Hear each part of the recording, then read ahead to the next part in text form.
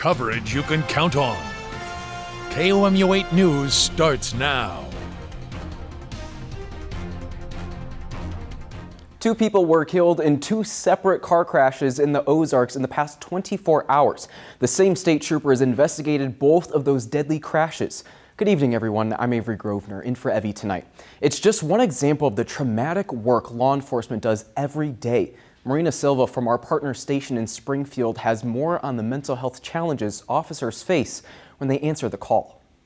That was Marina Silva reporting. And remember, if you struggle with stress or depression, do not hesitate to reach out for help. You can always call or text the 988 National Suicide Prevention Hotline.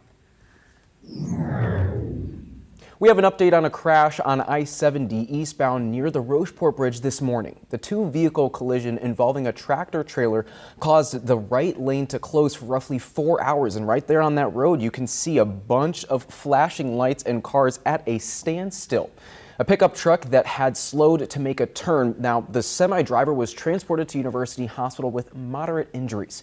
The pickup truck driver was not injured, but the crash totaled both vehicles. Fire officials released reports today in relation to that fire at Noodles & Company in downtown Columbia about a month ago. The report states the fire was caused by homeless residents who lived behind the building, and that a fire was sparked in a burn barrel to help with warmth. An assistant chief with the Columbia Fire Department says the fire spread from there, causing damage to the interior of the building. In the cause and origin report, we did identify the cause of the fire to have origined on the exterior in the alleyway, which then got into the building and caused it to become involved in fire. Both CFD and CPD ask that if anyone has information regarding the fire to report it to Crime Stoppers. That number is 573-875-TIPS. A bill that would allow charter schools to operate in Boone County is headed to the governor's desk to become a law. A charter school is a free public school that operates independently of any school district. Families can choose to enroll their kids in the schools, and those schools receive funds for each student. A Columbia School Board member says the main concern is less funding for public schools in Boone County. But we're talking about millions of dollars here potentially moving around and being lost from specifically just, Columbia Public Schools with the opening of a charter school. Now, currently, there are no plans for a charter school in Columbia. The education bill also includes raises for teachers that would start base salaries at $40,000 a year. Meanwhile, Columbia Public Schools spent the afternoon celebrating the groundbreaking of a new elementary school in Southwest Columbia. This is a digital rendition of what the new school is expected to look like. The new school will be located on Sinclair Road next to John Warner Middle School. Voters approved construction for the school in 2022, and CPS expects it to be open for use in the fall of 2026.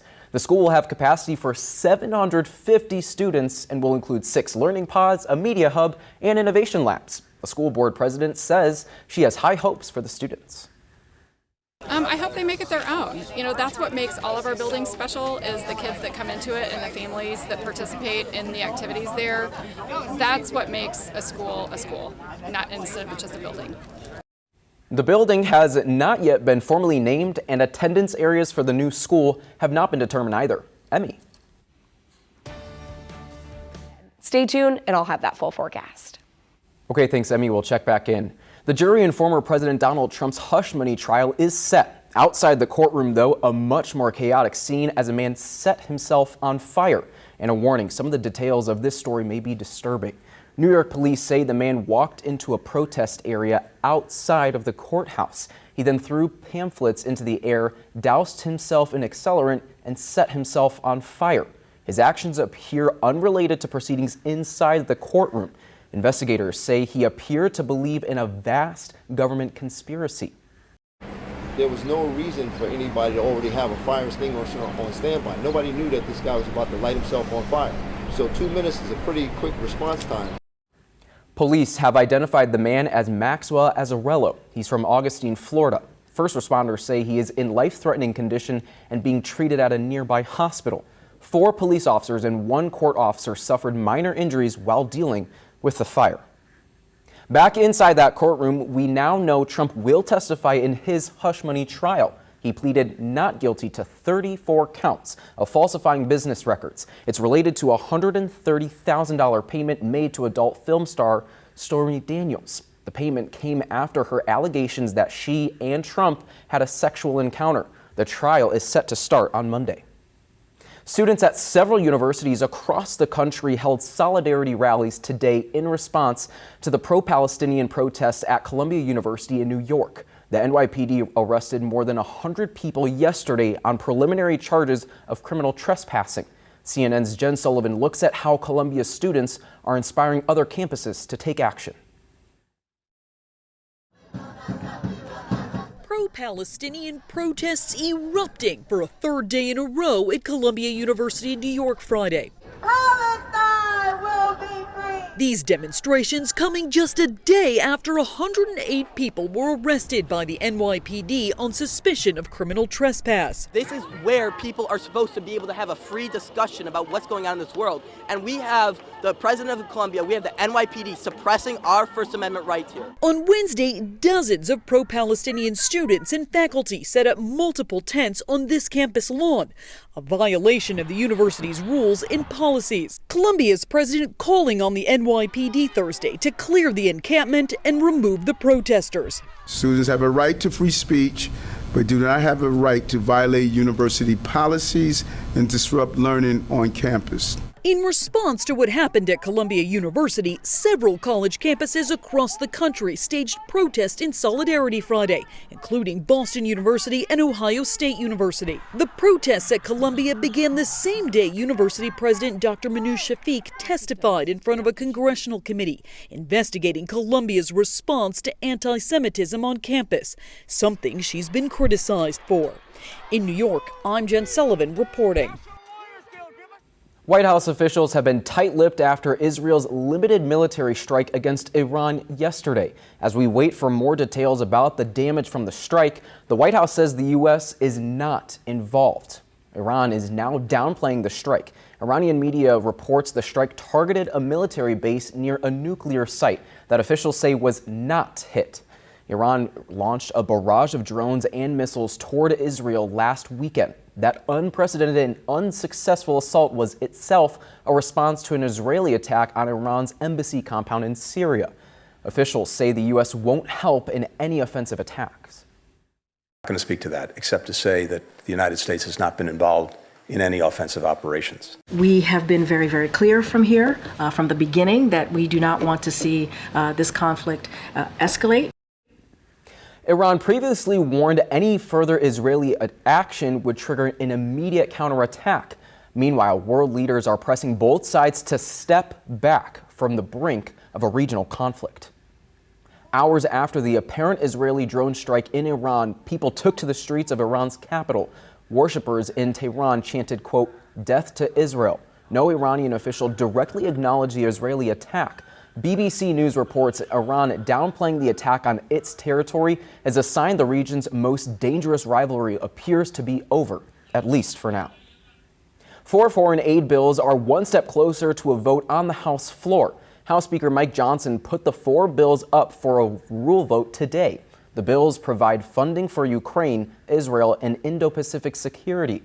The package also includes a measure to ban TikTok in the U.S. if it does not separate from its Chinese-based parent company ByteDance. House Speaker Johnson says this is exactly how this process is supposed to work. Take a listen.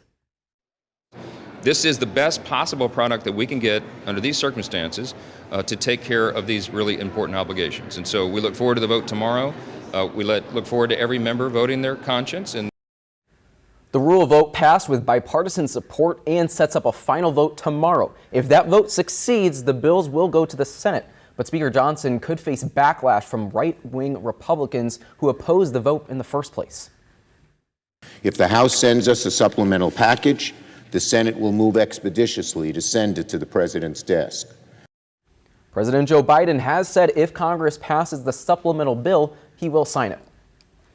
Let's take a break. Coming up, the Columbia event bringing together big names and their young fans. Plus, calling everyone with green thumbs. We'll tell you about the free event making Columbia just a little bit greener.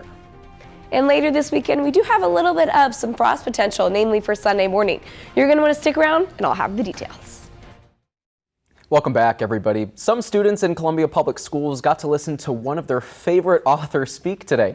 The Unbound Book Festival brought in students to listen to young adult author Alan Gratz. The book festival is held annually, bringing in recognized authors from around the world to Columbia.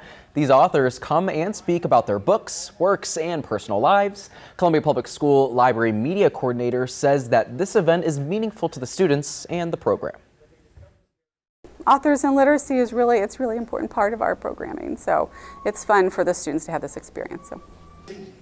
Gratz will be speaking and having a signing event tomorrow at the Daniel Boone Regional Library at 10 a.m. Columbia Parks and Rec teamed up with the Tree Keepers volunteer group this afternoon to prepare for tomorrow's Arbor Day tree giveaway. The event qualifies the city to be recognized by the National Arbor Day Foundation as a Tree City USA. Parks and Rec says planting a tree in your yard has numerous benefits, but this year the city forester says extra trees could solve a citywide problem as well. It's hard for a tree, right now. We have a lot of issues with drought. Last year we had one of the biggest droughts we've had in a long time, probably since 2013. So what we're going to be seeing a lot this summer is probably a lot of tree dieback, a lot of effects of that drought, and effects of drought can last over 10 years. The tree giveaway will begin at 8 tomorrow morning. It began at 8 this morning, and you will not want to be late. Staff says the trees will go by fast. Emmy. Thursday and Friday looking like some pretty good days to pick up some beneficial rainfall. Okay, Emmy, we'll remember to bundle up. Building community through lower prices. Coming up, the two moms helping families in Columbia save big. But first, here's a look at your lottery numbers. Good luck.